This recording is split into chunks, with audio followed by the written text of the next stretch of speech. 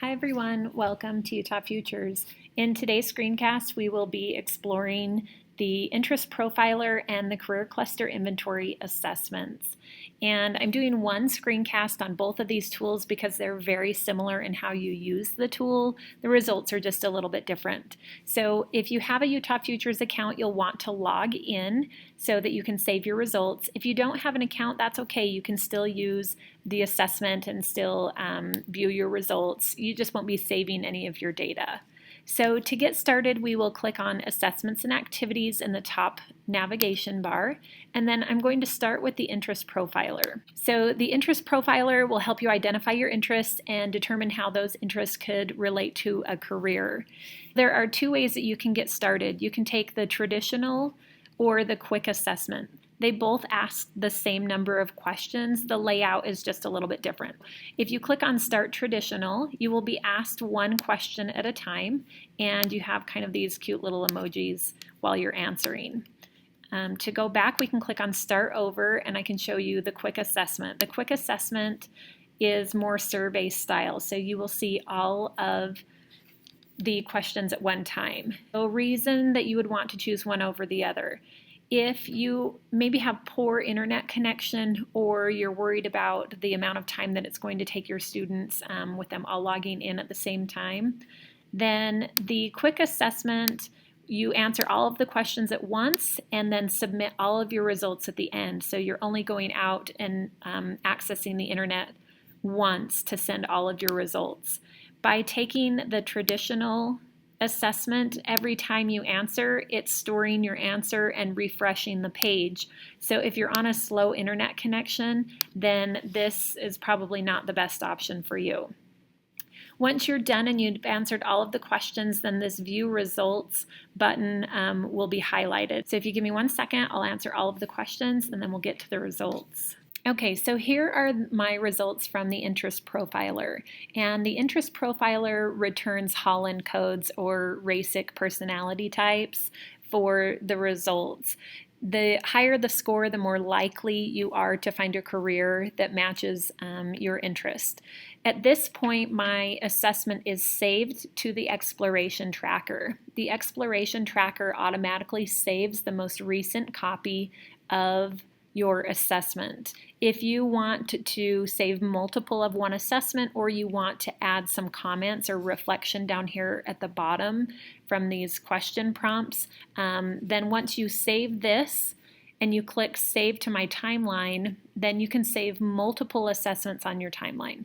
So the Exploration Tracker saves the most recent, the timeline saves multiple copies, and also saves your comments.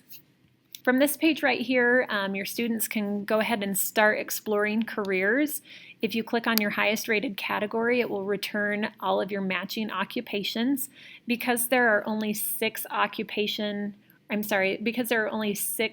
codes, it will return quite a few occupations for you. You can sort these by alphabetical order or wage or star rating, education. Once you click on the name of a career, then you can do some more exploring as well. So I can explore the job outlook or the education requirements, and I can also save to my account. If I click on this gray star in the right corner, then I will be saving pump operator as a career that I'm interested in to my account. That's the Interest Profiler. The Career Cluster Inventory is very similar to the Interest Profiler. To take the Career Cluster Inventory, I'll click on Assessments and Activities and then click on Career Cluster. And as you can see, it looks the same. The difference is that the Career Cluster Inventory will ask you 80 questions versus 60 questions from the Interest Profiler, and it also is going to return results differently. So after I answer these questions, then my results will be a little bit different from the Interest Profiler. So I'm going to click up here on my name, and to view a saved Career Cluster Inventory, I can either go to the Exploration Tracker and view the most recent Career Cluster Inventory that I took, or I can click on Timeline and go out and I can see all of the assessments that I've taken. As you can see, I have multiple Interest Profilers that are saved to my account, but today I want to show you the career cluster inventory. So I click on the assessment, and these are my results from the career cluster.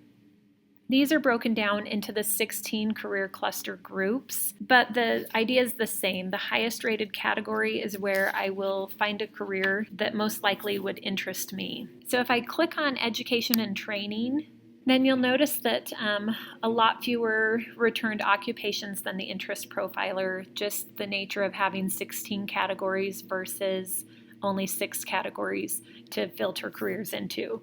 But from here, it looks exactly the same as the interest profiler. One last thing that I want to show you, and this is kind of the next step after you take an assessment. So you take an assessment, you start researching a career, and then maybe you want to determine, well, what do I need to study in order to become an adult and an adult and vocational education teacher. So here are a list of programs of study or degrees that you may be interested in getting to become a counselor. And so I can look more at the degree, I can look at the colleges in Utah that offer the degree, and then I can even go one step further and I can look at more information about the college. That's kind of a quick overview of the interest profiler and the career cluster inventory. As always, if you have any questions, you can always contact me. Thanks.